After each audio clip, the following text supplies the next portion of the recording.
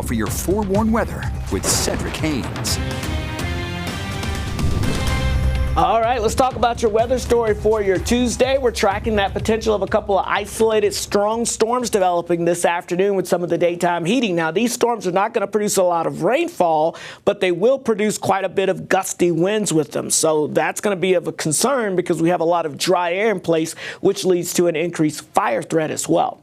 Outside right now, we have those temperatures quite warm out there. 80 degrees in Ogden, 59 in Logan, 74 in Provo, 77 in Salt Lake City, 81 in Green River, and 83 degrees currently in St. George. So as I mentioned, one thing we're watching really across most of the state, as we get into the afternoon hours, those winds are going to begin to gust anywhere between 10 to 20 miles per hour, pretty much statewide, but at times we'll likely see some gusts that will sneak in there in that 30 to 40 mile per hour range. Again, these are non-thunderstorm winds, just going to be some gusty winds coming in out of the south and west. So that's one story that we're going to be watching for you because that's going to help lead to that critical fire danger threat, especially from the West Desert back down towards southwestern portions of Utah. That's where we're just going to have that critical fire danger for us this afternoon, not because of any thunderstorms or anything, but just because of the driest air mass along with those gusty winds. Now, everyone shaded in the tan color region, which is pretty much the rest of the Beehive State, that's where we're going to be watching for that potential of some of those dry thunderstorms. What are dry thunderstorms, you may ask?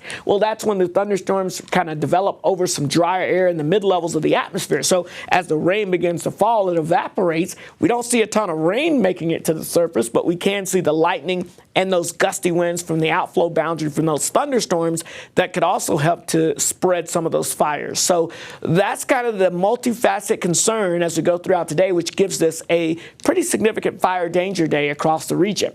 Because of that, we've got fire weather warnings in effect up and down the I-15 corridor from Cache Valley through the Wasatch Front, right on down through central portions of the state as you get towards I-70, Richfield, all the way down towards St. George and southwest Utah today. Again, the gusty winds, the very dry air, and some of those dry thunderstorms that could develop as well.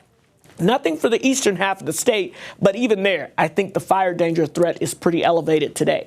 Clouds out there this morning, even a couple of sprinkles trying to get going, but we're waiting on this boundary to really help squeeze out that moisture as we go throughout this afternoon. And that's what's going to give us the threat, especially north of I-70, seeing a couple of isolated strong storms developing. Now, keep in mind, again, this is going to be isolated and don't expect a lot of rainfall with these storms, but the primary threat will be some gusty winds coming out of the outflow of these storms as they kind of collapse. That could be up to 50 to 60 miles per hour, but that could cause some problems. So as we look at future cast and time it out for you, by lunchtime, we'll start to see some activity really getting going in the spine of the mountains of Utah. But then notice the better chance of more widespread scatter storms where we could have a few gusty winds with these will be developing as we get towards 3, 4, 5 o'clock this afternoon. And that'll continue through about 5, 6 o'clock this afternoon before it begins to fade out.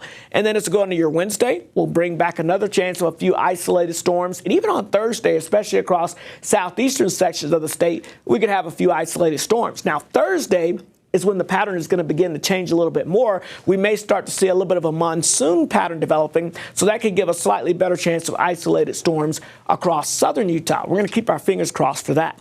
All right, St. George, 105 for your high today, partly cloudy skies, 102 as we get into your Wednesday. We'll drop it down to slightly below 100 degrees as we get into Thursday and Friday as we try to introduce at least that chance of a few of those isolated storms developing out there. That'll continue into the weekend time frame as well. And then along the Wasatch Front, hot conditions for us today, highs right around 100 before we see those pop-up storms develop. But also notice we'll have that chance of a few of those isolated strong storms today. An isolated storm still possible for your Wednesday. And then we'll keep it mainly dry with temperatures back into the mid to upper 90s as we head into the end of the week and the weekend.